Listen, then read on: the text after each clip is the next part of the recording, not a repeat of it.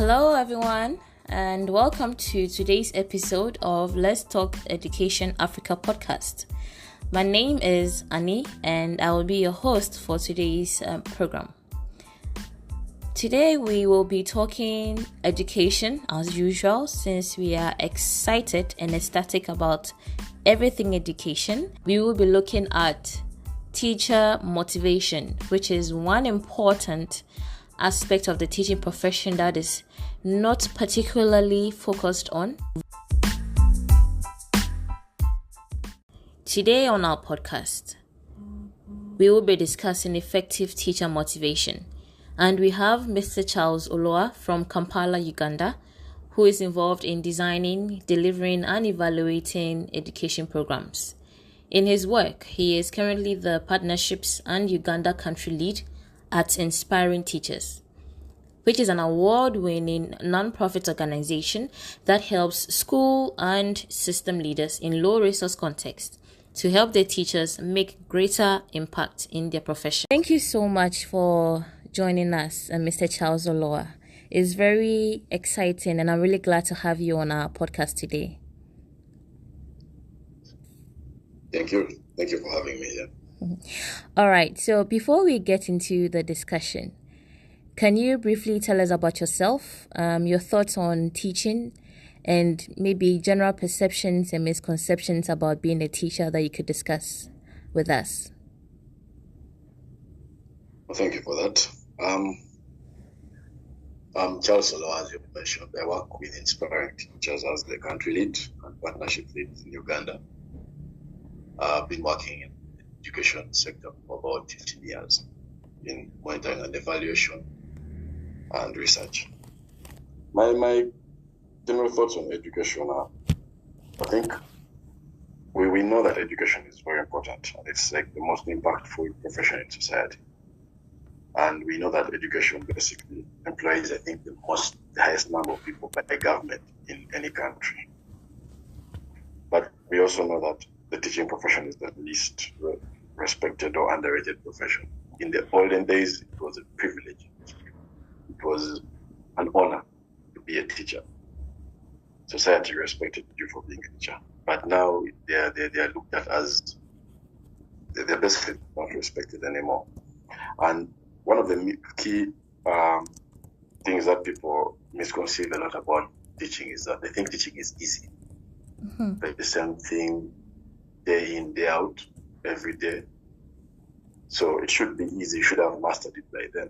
And that's, for me, that's the key misconception that the general public has about teaching. All right. Thank you. Thank you so much for giving us these points. So, what motivated you to go into the education sector, and what has been your most fulfilling moment?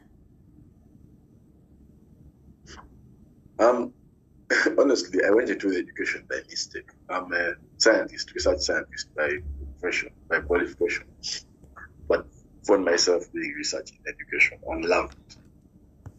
You know, when you find yourself in something, but then you realize you actually have a passion for it. I love children. Personally, I have 5 of them. Mm-hmm. And it was the love of working with teachers, building those relationships. I think one thing I've noted over the years is that it's because of the lack of the relationships between the officials and the teachers that there's that big gap between them. No one understands the other. One fears the other, and one feels they are the boss of the other. And because of that, I think if whichever programs you bring in, interventions you come up with, as long as you don't have that relationship with teachers, it will always feel like, yeah, the boss has spoken. I'll do it if I feel like doing it, or I'll do it just to please them, but not for my own benefit.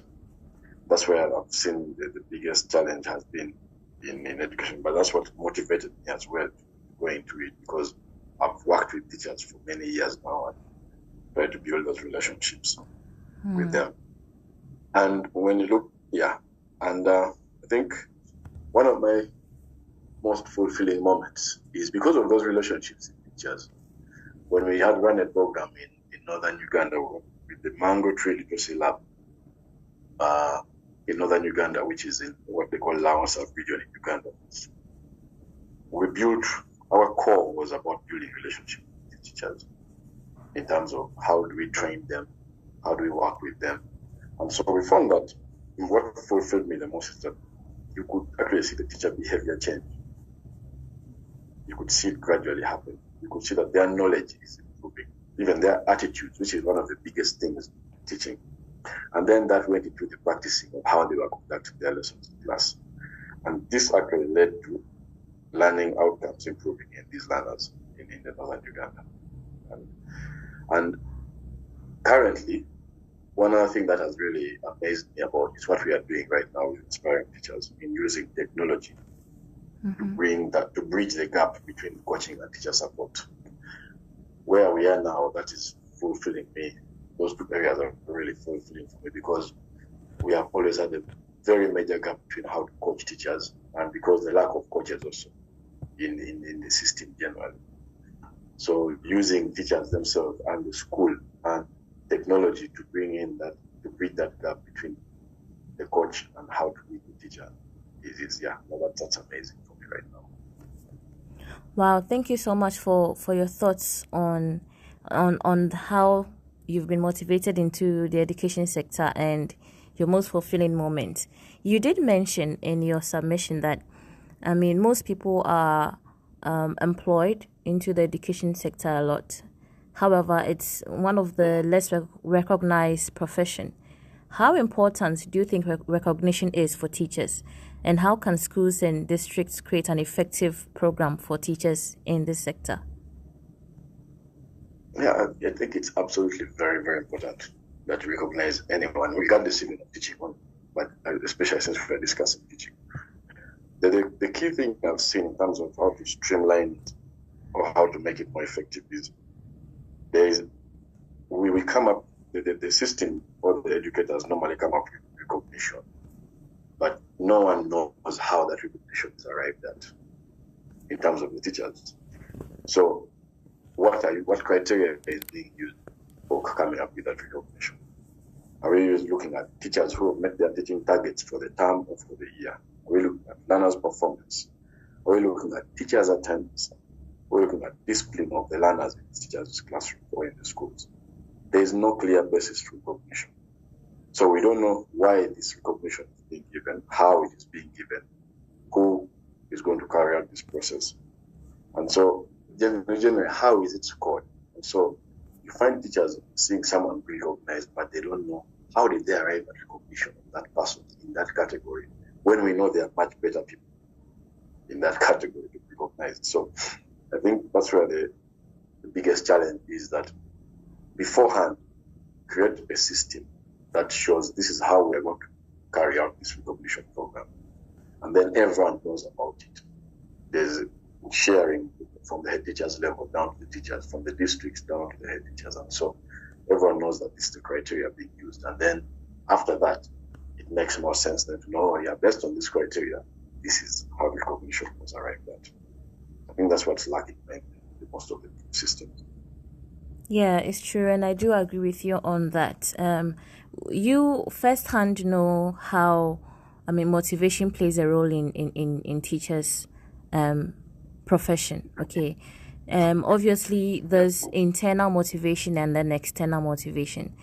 Now, how do you think a teacher can be able to balance, even teachers in schools can balance the internal motivation and external motivation so they can actually go through the profession and with ease? Yeah, I think the biggest thing I've seen is that even you and I, we are naturally or inherently intrinsically motivated. Yeah. It's the challenge is our society that we are in, the environment we are in, the circumstances we are in, is what reduces that intrinsic motivation. So teachers go into teaching because they love teaching, they love working with learners, but it's what is around them from fellow teachers, from the administrators, that kills this motivation. And so I think the balance between the two is, I'll give you an example. In Uganda, a few years back, in 2018, we carried out a simple study in some parts of the country. And one of the key things teachers mentioned was that we know that we're not going to get a salary from the government anytime soon. But if only teaching would be made that much more enjoyable. For example, giving us teaching materials, providing learners with learning materials, giving us professional development. The things that would make teaching that much more fun, that much more enjoyable, and make it seem that much easier for the teacher to do their job. Just like in every other job, we have tools that are given to us in our offices to carry out our tasks. Yeah, I think that's where the balance is lacking. That because of the lack of those tools, teacher has to basically figure everything out for themselves. That starts making, and if they're not good enough at figuring that out, then their motivation starts going down, that intrinsic motivation. And then now their sole motivator is the extrinsic motivator, which is also not being applied enough of or paid enough of by the government. And so basically they lose hope in the whole teaching process. Yeah. So I think if schools could do that and systems could provide those two, balance that out by making teaching that much more fun for the teacher, but also I use the word fun because when you enjoy something, it seems like fun.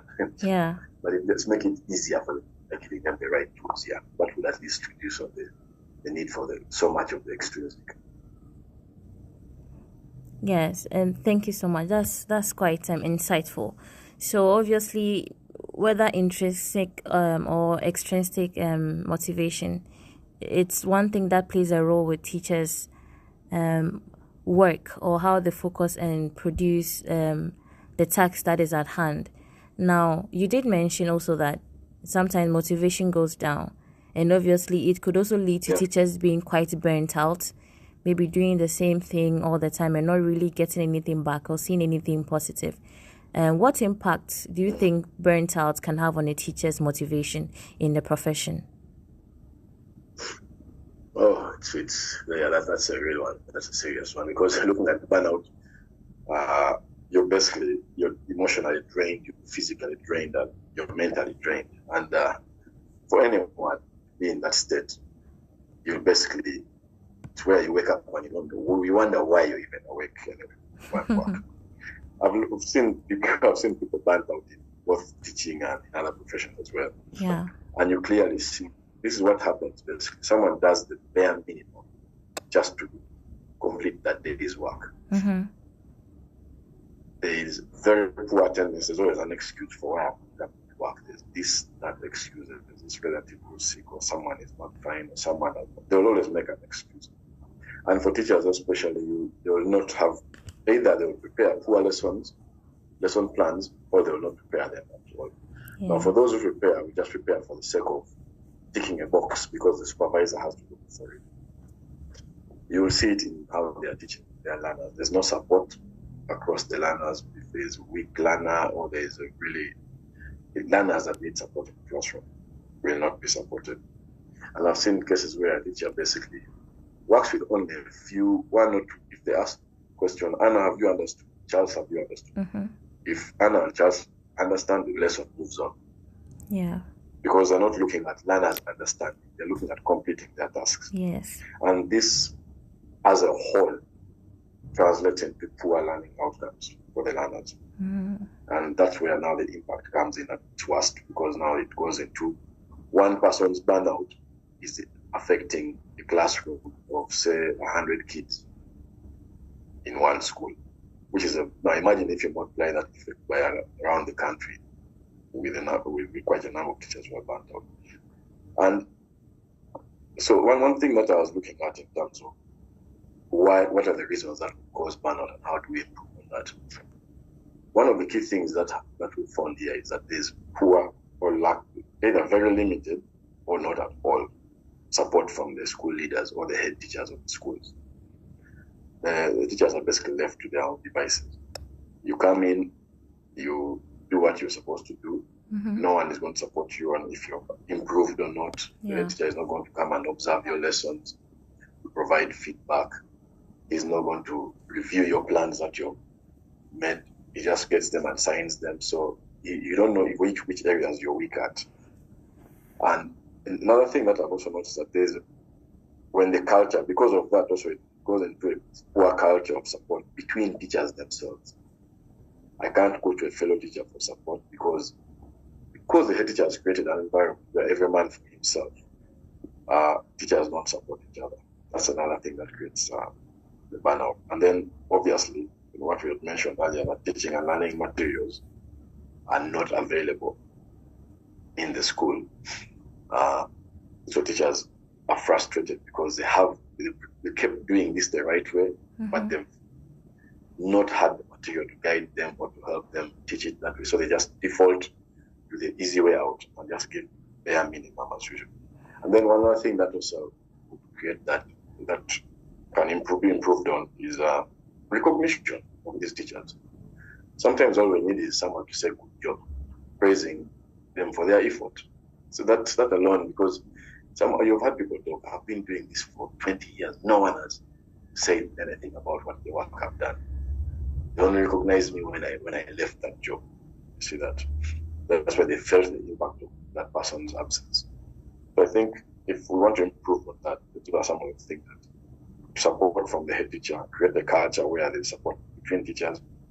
I'll still go back to the teaching and learning materials, and then recognition culture within the staff members themselves.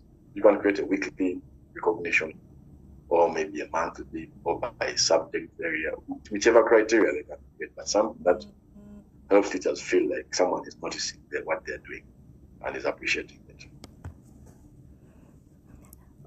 Okay, so what you're saying right now is that motivation of teachers obviously is very important, because when teachers get burnt out, it affects a lot of the areas that they're working in, and even the students that are in their care. You and I would agree that school and districts have been trying their best over the years to try to motivate teachers and get them, up there when it comes to their job and delivery. What are some of the common mistakes that these schools and districts make when they are trying to motivate their teachers, and how can it be avoided? I think the biggest one, which I'll first give as a general, is that we tend to motivate more of the effort. We're trying to motivate them to bring out more effort. Yeah. But we're not giving them the materials that help motivate them to bring out that effort. I don't know if you get what I'm saying. Yeah, I do. That if you want to motivate me to do my work, provide me with the materials to do my work, and then I will do the work. But here we look at motivation. Most of them are looking at motivation more as an end result. We are motivating them by recognizing those who have done a good job, and sort of makes it feel like those who are not doing a good job with those limited same resources don't know how to approach how that person arrived at that point. So that's one of the biggest mistakes that we make. We don't come back to the basics and say, okay, this is how we are guiding you, providing these materials or this training or this in terms of how for you to get to that level. Another thing is also in some places where they provide monetary prizes. So now it becomes a target just to get that money, not I do things to ensure that I can land with that money. And that sort of creates competition now instead of learning from each other amongst the teachers. Then one other thing that I've seen also is we come in, provide the training, which is supposed to be beneficial to teachers, which is supposed to provide more knowledge to them. And then we expect immediate change in their behavior, immediate change in their practices. And so when they don't see that, then the frustration goes on. They put frustration onto the teachers and say they are not doing their jobs. But behavior change is not something that happens overnight. It's a continuous process of them supporting those teachers. And so that's where the biggest challenges or common mistakes that districts make in trying to do these interventions that are supposedly supposed to help motivate teachers and make them enjoy teaching more is that they come in with an expectation. And one of the biggest ones also is that they don't listen to what challenges teachers are facing.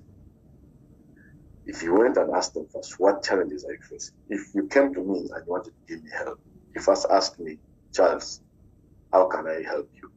You don't come with a package of help when you say, I think this is what you need.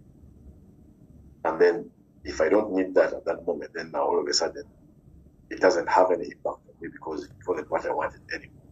So that's where the biggest challenges are with some of the motivation interventions or ways in which these districts are trying to motivate teachers in schools. And I'm sure that these challenges can be avoided or sorted if these schools and districts are able to work hand in hand with teachers. You did mention earlier that one important thing is for teachers to also work together with other teachers, which means that it could also be a form of motivation. So obviously there are some strategies that are supposed to be in place. So what strategies can schools use to promote collaboration among teachers and motivate them to share ideas and resources in the profession? I'll give you an example of what is happening currently at Inspiring Teachers, which we are now implementing in Zambia and in Uganda currently, and we are starting off also in Ghana, whereby there's what we call the peer coaching program. And in this, we are the teachers pair within themselves as staff members. Then I model my lesson to my colleague. This is what I plan to teach. This is how I plan to teach it.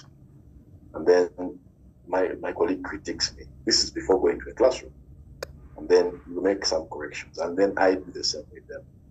And then as a group, they meet and the head teacher takes them through teaching techniques which they can use to teach learners in the classroom. So for example, probing questions, write, pair, share, the things that teachers in our systems rarely do because our hours are more lecture-based versus learner-based teaching. So we found that putting teachers together or teachers working together and peer coaching each other has become really, really effective in terms of learning. It has removed even that gap of the age difference between teachers who are supposedly experienced in quotes because they've been teaching for 30 years, and those who have only joined teaching profession, who ordinarily there's always that rift of what do you know that you can advise me on. You get it? So we found that this has really helped a lot.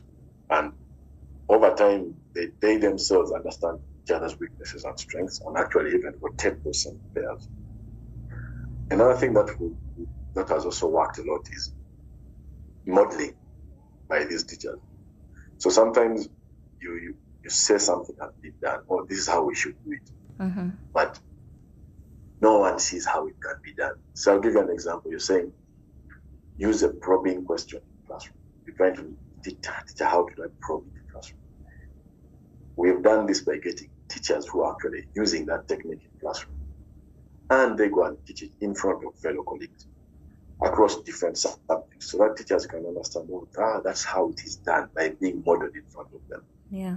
So some of those, and so those are some of the ways in which we have tried to bring in that sharing within teachers. And just taking a teacher who says, I have done this, I have created materials in my classroom or in my school without any support from government or waiting for support, using just the environment. You have cardboard boxes that are always lingering around, bottles that are lingering around, different materials from slippers that some teachers have become really creative with and cut out and done this. Another way is some teachers have culture where teachers are now visiting other schools. They go and sit there and see how are these teachers doing these meetings. And then there's also a group, say a WhatsApp group where they're sharing when their challenges and how if someone shares a challenge, someone else comes and says, no, this is how I actually faced a similar thing, but this is how we have sorted it out. And so that collaboration culture has created very, very major excitement in these teachers. And so because of that, its sharing becomes natural, becomes normal for you to feel like I'm not competing with Anna. Anna is helping me, Anna. Yeah. And we are all growing together. Yeah.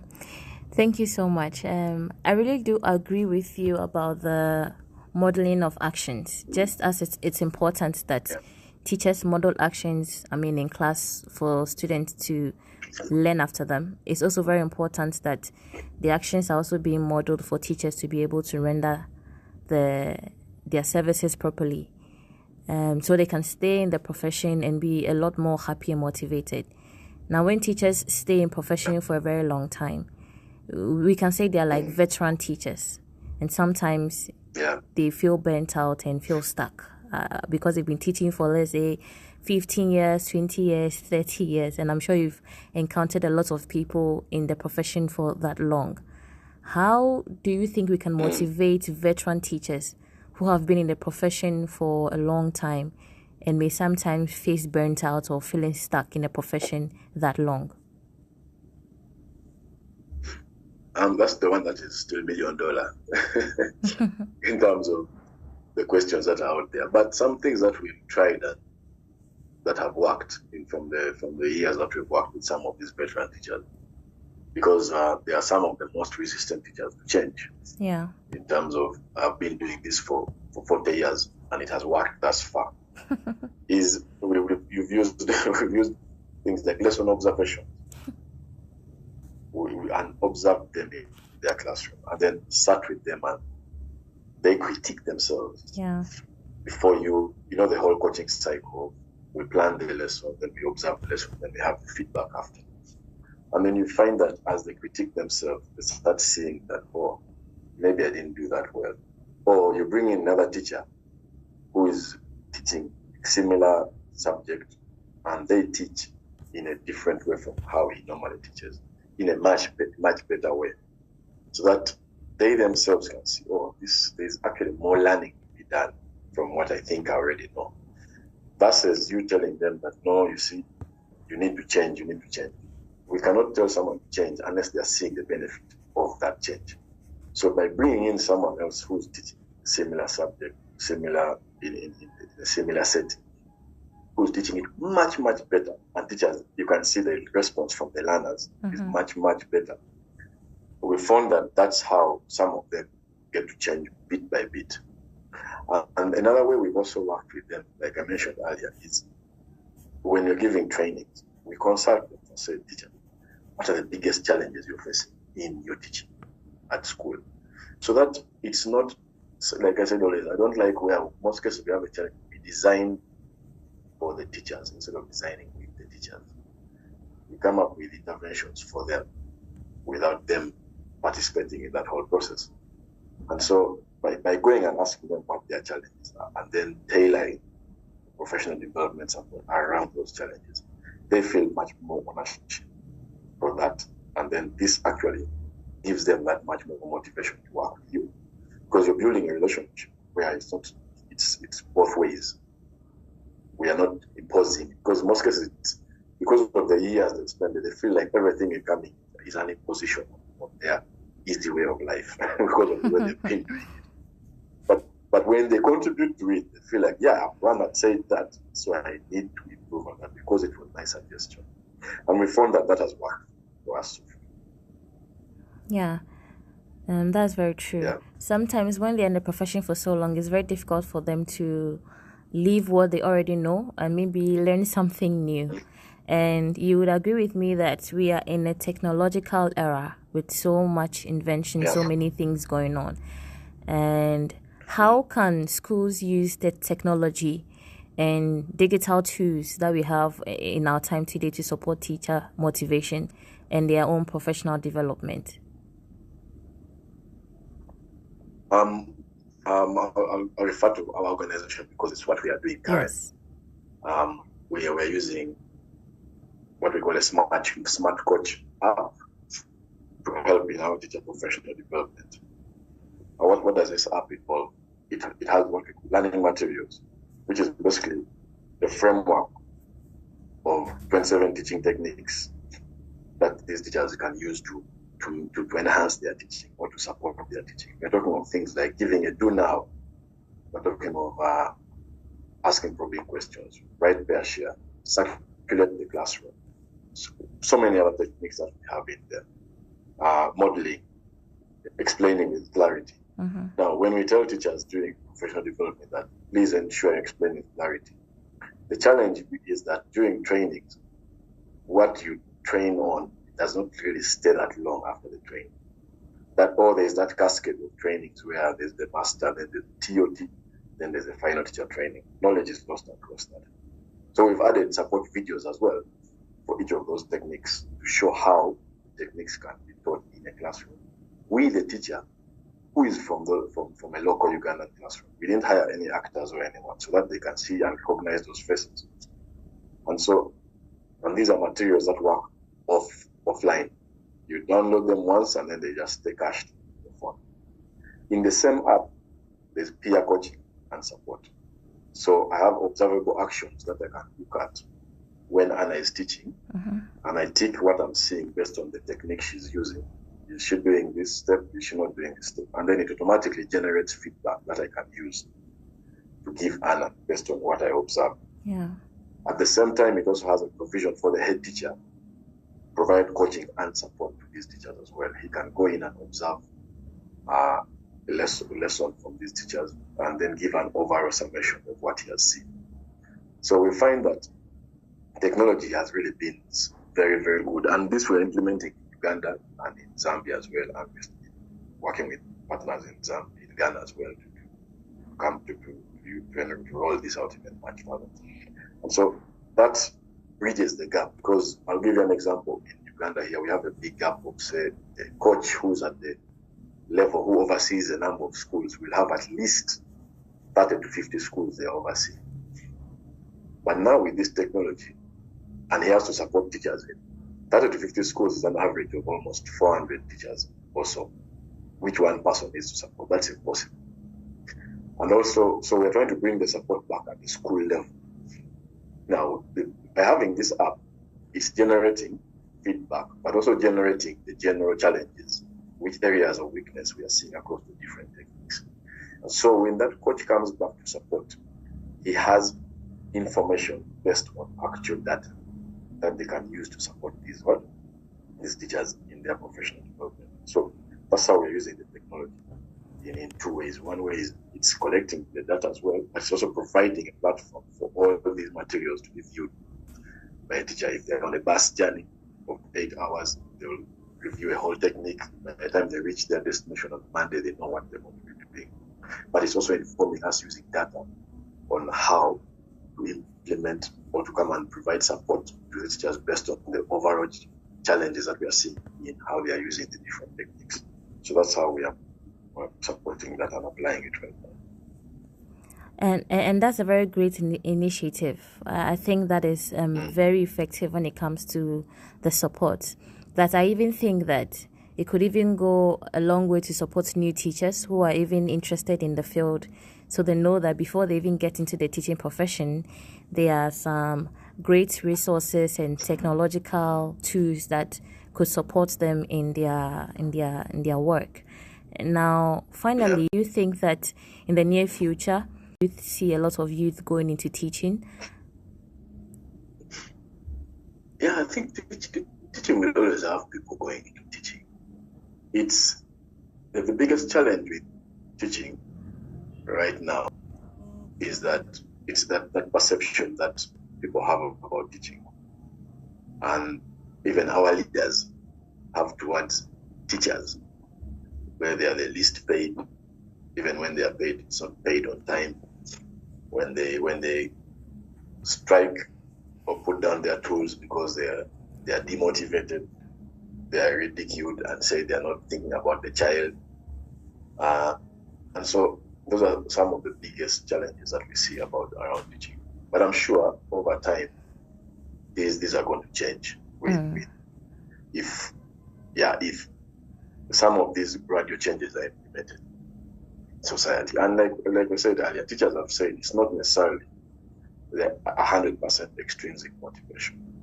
But if you motivate me by making my works, giving me the tools to be able to do the work efficiently and effectively, I feel that teaching is an enjoyable profession. I've seen teachers teaching class, teachers who make teaching really, really fun.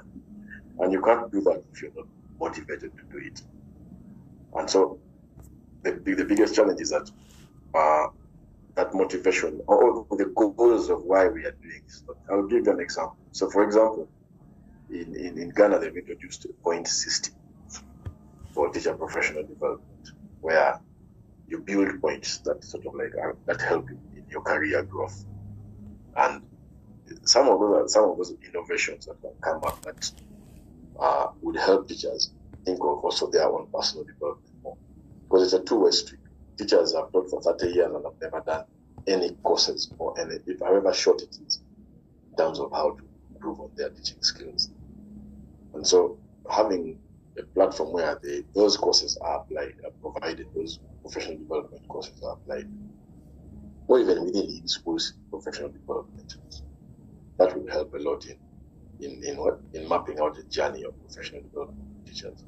And also when they see growth, and in light of that Ghana system at Inspiring Teachers, we want to work with our district officials as well, so that we tag the certificate in training to what the district would want to give as an